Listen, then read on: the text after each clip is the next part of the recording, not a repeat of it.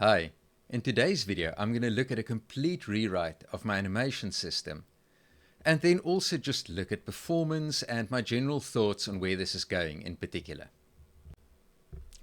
A couple of weeks ago I recorded this video, and while I was really stoked, some of the comments went, "Those leaves are just randomly swaying up and down. They're not blowing with the wind." So I took that by heart, ripped up the animation system, and rewrote it using proper pivot points and axis angle matrix manipulation. After about a week's worth of work, I managed to get to this. It was way better, but still slightly finicky to set up, and I wasn't quite satisfied. I sort of knew that I could improve on the way that plants animate using Bezier curves. So that was where I went next. Cubic beziers are an important tool in all of our chests, but they do suffer from distortions. And the one thing you cannot have when wind blows over a field of grass is that they lengthen and shorten with each wave of wind. So it took about a week of scribbling, making coffee, drinking coffee, spilling coffee, to come up with all of the correction factors to at least contain the problem to a spot where it's barely noticeable. Which finally led me to this: 16,000 clumps of grasses, 340,000 individual stalks, 24 pivot points for every single stalk, and more than 1 million triangles visible on screen at the same time. Not only is the system now fast enough to be useful, but the quality of the animations and the quality of the bend is just absolutely awesome. It's one of the cases where I think Bezier is a fantastic tool to use, and I'm so happy that I spent the 10 days on it. Before I look at performance, let's just look at my system specifications again. I'm rendering this using a 2080 Ti, and I'm rendering at native resolution 4K with no upscaling, DLSS, or any such features enabled. For the sake of file sizes, I've downsampled it to 1080p for upload to YouTube, but the capture is from my 4K screen. One of the things that are critically important is to have rock solid frame rates. So I've set off from the outset to design this to have no spikes or no weird behaviors.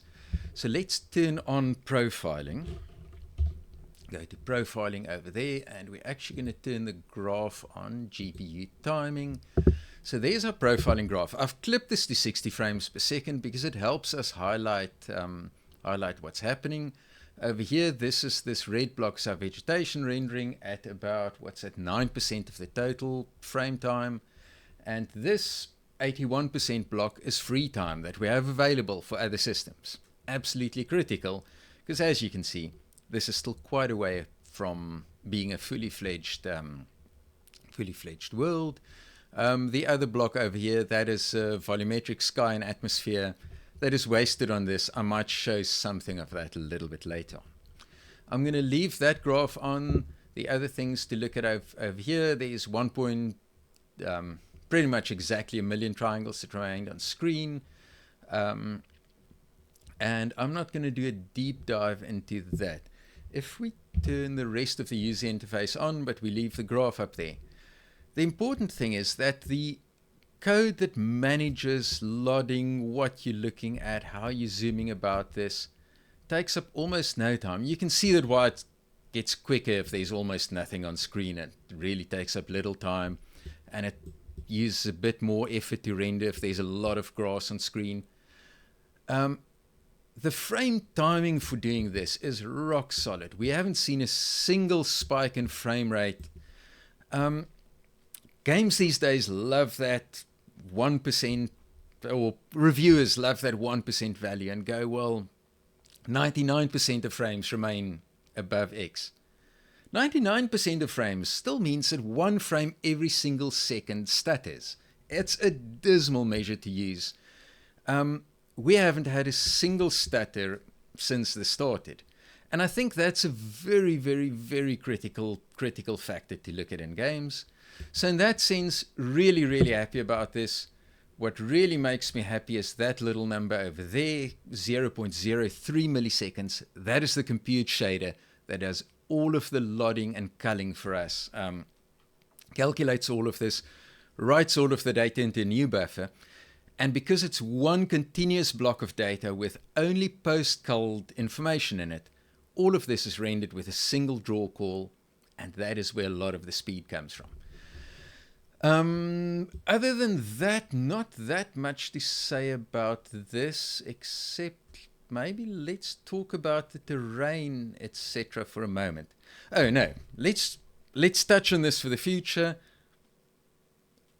This, while I'm only showing a single type of grass, this can absolutely handle all types of grass. So it can mix it. That single draw call can mix different plants, not only different LODs together, it can mix different plants together. So all of the vegetation in the scene will remain a single draw call at the end. And without that, at that point, let's stop here and I'll switch to the terrain a little bit and talk about that.